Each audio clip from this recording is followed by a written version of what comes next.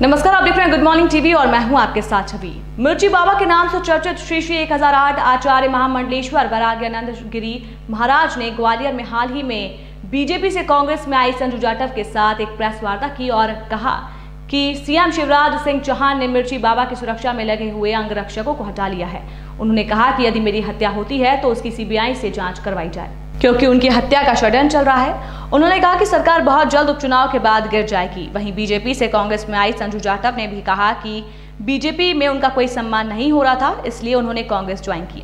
BJP party में नेता भ्रष्टाचार में लिप्त हैं। इसके साथ ही उन्होंने कहा कि यदि उपचुनाव में उन्हें कांग्रेस पार्टी ने टिकट दिया तो जनसेवा के लिए तैयार हैं। जब यहाँ कोरोना जैसी महामारी का कहर टूट रहा था, उस वक्त यही शिवराज सिंह चौहान इस बात को कहते थे कि कमलनाथ की सरकार ने दारू बेच करके माताएं बहनों पर अत्याचार बढ़ाया है। क्या शिवराज सिंह चौहान इस बात को भूल गए कि कोरोना जैसी महामारी में आपने देवालय बंद रखे और मदिरालय खोल दिए थे। संतों का एक अपना धीरता का पुल टूटा, जगह जगह वो गए और जनता से हकीकत जानी। तो मैं भोपाल में रह करके इन चीज़ों को जाना, तो आज मैंने ये साबित किया।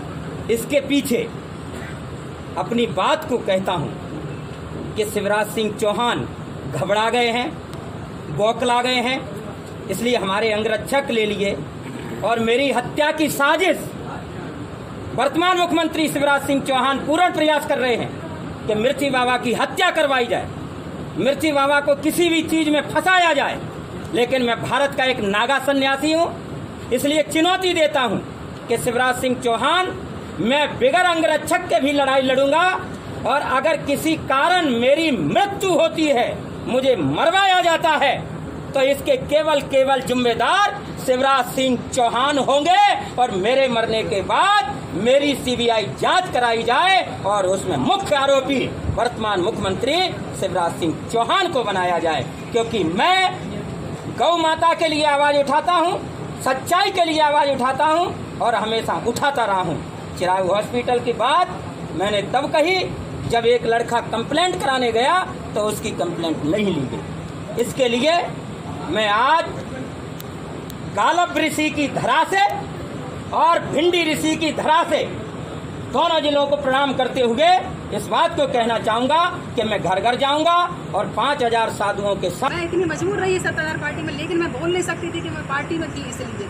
और पार्टी के सभी नेता इतने भ्रष्ट हैं और जो भी उन्होंने कार्य किए सब दिखावटी, उनके मंच पे भाषण बड़े लंबे लंबे रहते हैं कि मैं मामा हूँ, मैं बिटिया, मैं भानेज का ये, मेरे बेटी बेटा हो, ये वो सब सारे जितने भी वादे वो करते हैं मंच पे सब दिखावा रहते हैं। जितनी भी शौचालय के लिए पैसा आता है, सब शौचालय का पैसा इधर उधर खा लिया जाता है, कभी कोई शौचालय तरीके से हकीकत में नहीं बनता है। मुझे जानकारी है जहाँ तक बड़ी कई घोटाले ऐसे हुए हैं जिनको सामने अभी तो नहीं ला पाऊंगी क्योंकि इतना समय नहीं है, पर फिर भी आप लोग जानकारी लेना चाहती हूँ मैंने बीजेपी क्यों छोड़ी। तो बीजेपी में मुझे कोई मान सम्मान नहीं मिला, क्योंकि बीजेपी में रहने के बाद कहते हैं ना महिलाओं का सम्मान होता है या महिलाओं का सम्मान, बेटी बचाओ बेटी पढ़ाओ, कई संदेश ऐसे दिए जाते हैं।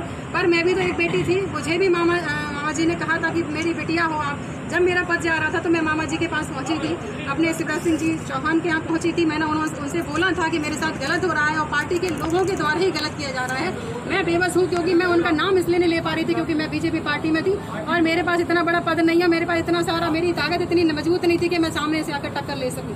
लेकिन फिर भी मैंने कई प्रयास किए। मैं भोपाल में गई, हर ऐसा कोई नेता नहीं बचा जिसके मैं दरवाजे पर नहीं गई, लेकिन किसी ने मेरी एक ना सुनी। जब मेरा खुद का काम नहीं हो पाया, मैं जनता का क्या काम करा सकती थी। मैं इतनी मजबूर हो गई थी, मेरा दुख मैं ही समझ सकती हूँ, मेरे पति के ऊपर। इस खबर में फिलहाल इतना ही। और भी खबरों के अपडेट्स के लिए आप निरंतर बने रहिए गुड मॉर्निंग टीवी के साथ। गुड मॉर्निंग टीवी को यूट्यूब में सब्सक्राइब करें और बेल आइकॉन भी दबाएं। नमस्कार।